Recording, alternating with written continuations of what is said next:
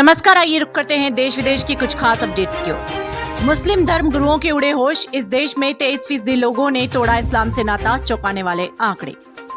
इस्लाम विश्व में सबसे तेजी से बढ़ने वाला धर्म है। फोर्ब्स ने अनुमान लगाया है कि आने वाले समय में पूरी दुनिया में मुसलमानों की संख्या तेजी से बढ़ेगी।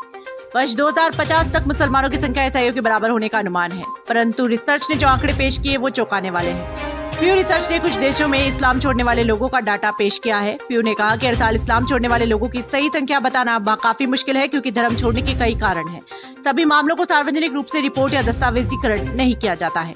इस्लाम को लेकर चौंकाने वाली रिपोर्ट।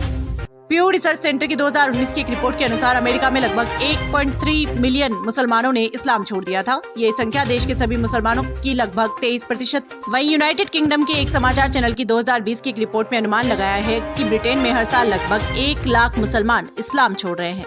इसके साथ ही जर्मन अखबार के एक समाचार चैनल की 2020 की रिपोर्ट का अनुमान है कि जर्मनी में हर साल लगभग 10,000 से 20,000 मुसलमान इस्लाम छोड़ रहे हैं। राहुल गांधी की नागरिकता विवाद पर बीजेपी ने चौतरफा हमला किया है। बीजेपी नेता सुब्रमण्यम स्वामी ने सुप्रीम कोर्ट में याचिका दायर की है। उपराष्ट्रपति जगदीप धनखड़ और पीएम मोदी ने भी राहुल पर निशाना साधा। लोकसभा में नेता विपक्ष और यूपी के रायबरेली से कांग्रेस सांसद राहुल गांधी की नागरिकता को लेकर चल रहे विवाद के बीच बीजेपी उन्हें चौतरफा घेरने की तैयारी कर रही है। बीजेपी नेता सुब्रमण्यम स्वामी ने उनके खिलाफ सुप्रीम कोर्ट का दरवाजा खटखटाया है। वहीं उपराष्ट्रपति जगदीप धनखड़ ने भी उन पर निशाना साधा है। उन्होंने कहा है कि संवैधानिक पद पर बैठे व्यक्ति सुप्रीम कोर्ट से चाहते हैं कि वो भारत विरोधी नैरेटिव को हवा दे।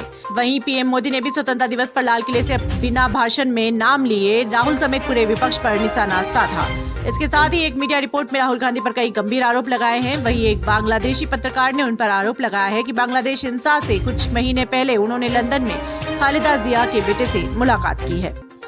एक्सपर्ट की चेतावनी, बांग्लादेश से सीख ले पीएम मोदी, यूक्रेन यात्रा पर न जाएं। रूस और यूक्रेन के बीच भीषण लड़ाई जारी है। हाल ही में यूक्रेन की सेना ने रूस के 10 किलोमीटर अंदर तक घुसपैठ कर पहली बार एक कस्बे पर कब्जा कर लिया है।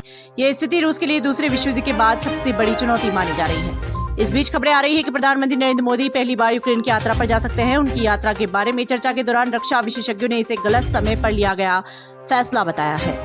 रक्षा मामलों के विशेषज्ञ ब्रह्मा चेलानी ने प्रधानमंत्री मोदी को यूक्रेन जाने से बचने और पड़ोसी देशों पर ध्यान केंद्रित करने की सलाह दी है। उन्होंने कहा कि यूक्रेन में अभी की स्थिति को देखते हुए पीएम मोदी की यात्रा उपयुक्त न होगी। चेलानी ने यह भी कहा कि अमेरिका और भारत के बीच करीबी संबंध होने के बावजूद वाशिंगटन के कई कदम भारत के हितों के खिलाफ हो सकते हैं। उन्होंने बांग्लादेश में हुए हालिया सत्ता परिवर्तन का हवाला देते हुए कहा कि ये घटना भारत के लिए खतरे की घंटी है। मीडिया रिपोर्टों पर टिप्पणी करते हुए विदेश मंत्रालय के प्रवक्ता रणधीर जायसवाल ने शुक्रवार को कहा कि हम शीघ्र एक प्रेस कॉन्फ्रेंस करेंगे और आपको इसके बारे में अधिक जानकारी देंगे। सीएम योगी के बयान से पाकिस्तान को लगी मिर्ची, पूर्व पाक उच्चायुक्त बोले यहाँ अभी इस्लाम। उत्तर प्रदेश के मुख्यमंत्री योगी आदित्यनाथ के पाकिस्तान को लेकर दिए गए बयान पर अभी भी चर्चा जारी है। दरअसल सीएम योगी ने कहा था कि पाकिस्तान या तो भारत में विलय करेगा या फिर इतिहास से हमेशा के लिए खत्म कर दिया जाएगा। इस बयान के बाद से पाकिस्तान में हड़कंप मच गया। अब भारत में पाकिस्तान के उच्चायुक्त रहे अब्दुल बासित ने अपना बयान जारी किया। उन्होंने कहा कि सीएम योगी ने अपने बयान में जैसा कहा है वैसा कुछ नहीं होने वाला है। उन्होंने कहा कि पाकिस्तान एक देश ही रहेगा। दरअसल 14 अगस्त को सीएम योगी विभाजन विभीषिका दिवस पर बोल रहे थे। क्या कहा था सीएम योगी ने? सीएम योगी ने कहा था कि पाकिस्तान या तो भारत में विलय करेगा या इतिहास से खत्म कर दिया जाएगा। योगी ने 1947 में महर्षि अरविंद द्वारा दिए गए बयान का भी हवाला दिया, जिसमें कहा गया था कि आध्यात्मिक दुनिया में पाकिस्तान का कोई अस्तित्व नहीं है। वहीं अब्दुल बासित ने इसका विरोध करते हुए कहा कि उनका देश बना रहेगा।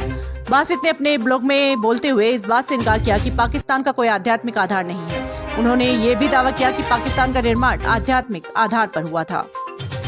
सुब्रमण्यम स्वामी ने मोदी सरकार को घेरा, कहा जीडीपी ग्रोथ का झूठा दावा कर रही है मोदी सरकार। एक तरफ जहां केंद्र की मोदी सरकार भारत को दुनिया की तीसरी अर्थव्यवस्था बनाए जाने के लिए काम कर रही है, वहीं दूसरी तरफ इसको लेकर कई सवाल किए जा रहे हैं। इसी क्रम में भारतीय जनता पार्टी बीजेपी नेता सुब्रमण्यम स्वामी ने भारत की जीडीपी को लेकर दावा किया कि मोदी सरकार जनता के साथ धोखा कर रही है। उन्होंने सोशल मीडिया प्लेटफॉर्म एक्स पूर्व में ट्विटर पर एक पोस्ट की, जिसमें उन्होंने ग्राफ शेयर किया है। सुब्रमण्यम स्वामी ने कहा, मोदी सरकार का जीडीपी वृद्धि का दावा जनता के साथ धोखा है। 2014 में औसत जीडीपी वृद्धि दर मुश्किल से 5% प्रति वर्ष है। वहीं 2016 से ये 3.7% प्रति वर्ष है। IMF ने क्या कहा? वहीं भारत दुनिया की तीसरी बड़ी अर्थव्यवस्था बन पाएगी या नहीं, इस टारगेट को इंटरनेशनल मॉनेटरी फंड IMF ने संभव बताया है। इतना ही नहीं, वित्त वर्ष 2024 से 25 के लिए जीडीपी ग्रोथ का अनुमान 6.8% से बढ़ाकर 7% कर दिया गया।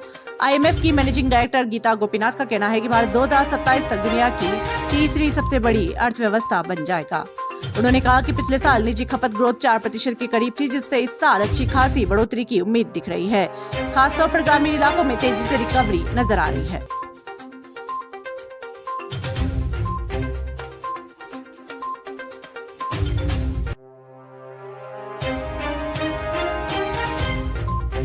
देश दुनिया की तमाम बड़ी खबरों से जुड़े रहने के लिए देखते रहिए पीटीवी हिंदुस्तान। यदि आपने अभी तक आपका अपना YouTube channel PTV Hindustan subscribe नहीं किया है तो अभी सब्सक्राइब कर लें, बेल आइकन जरूर